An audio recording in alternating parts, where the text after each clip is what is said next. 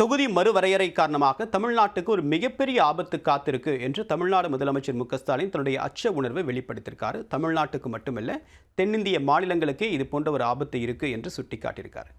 தொகுதி மறுவரையறை அப்படின்றால் என்ன அப்படின்னு பார்க்கும்போது, மக்கள் தொகையின் அடிப்படையில் எம்பிக்களுடைய எண்ணிக்கையை மாற்றி அமைப்பது. இப்போ இந்தியாவில் 543 எம்பிக்கள் இருக்காங்க. இந்த எண்ணிக்கை எதன் அடிப்படையில் தீர்மானிக்கப்பட்டது அப்படின்னு பார்த்தோம்னா, 1971 மக்கள் தொகையின் அடிப்படையில் 543 எம்பிக்கள் தீர்மானிக்கப்பட்டது.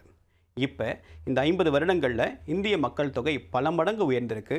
உத்தேசமாக இப்போ 146 கோடி பேர் இப்போ இந்தியாவில் இருக்காங்க. ஸோ இதன் அடிப்படையில் இந்த எம்பிக்களுடைய எண்ணிக்கை மாற்றி அமைக்கப்படணும்.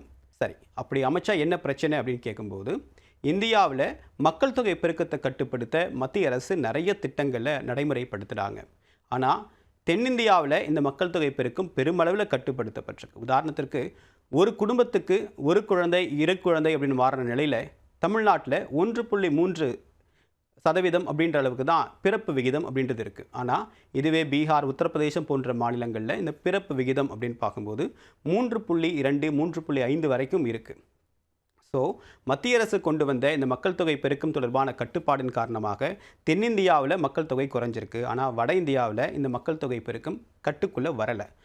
ஸோ மக்கள் தொகை பெருக்கம் அப்படின்றது வட மாநிலங்களில் அதிக அளவுக்கு இருக்குது, இங்கே பெரிய அளவுக்கு குறைஞ்சிருக்கு. இதன் அடிப்படையில் நீங்கள் தொகுதியை மறுவரையறை செஞ்சீங்க அப்படின்னா, வட மாநிலங்களுக்கு அதிக அளவுக்கு எம்பிக்கள் போவாங்க, தென்னிந்திய மாநிலங்களில் எம்பிக்கள் எண்ணிக்கை குறையக்கூடிய வாய்ப்பு இருக்குது அப்படின்றது தான் இப்போ எழுந்திருக்கக்கூடிய சிக்கல். எவ்வளவு குறைவாங்க அப்படின்னு பார்த்தோம் அப்படின்னா, தமிழ்நாட்டில் இப்போ 39 எம்பிக்கள் இருக்காங்கன்னா 8 எம்பிக்கள் குறைவாங்க.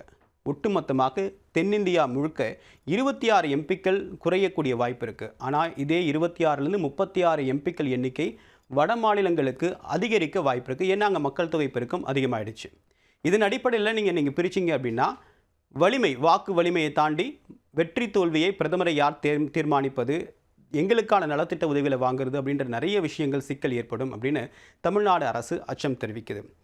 ஏற்கனவே மக்கள் தொகையின் அடிப்படையில் தீர்மானிக்கப்படக்கூடிய இந்த நிதி பகிர்வு ஏற்கனவே தென்னிந்திய மாநிலங்களுக்கு பாதகமாக இருக்குது.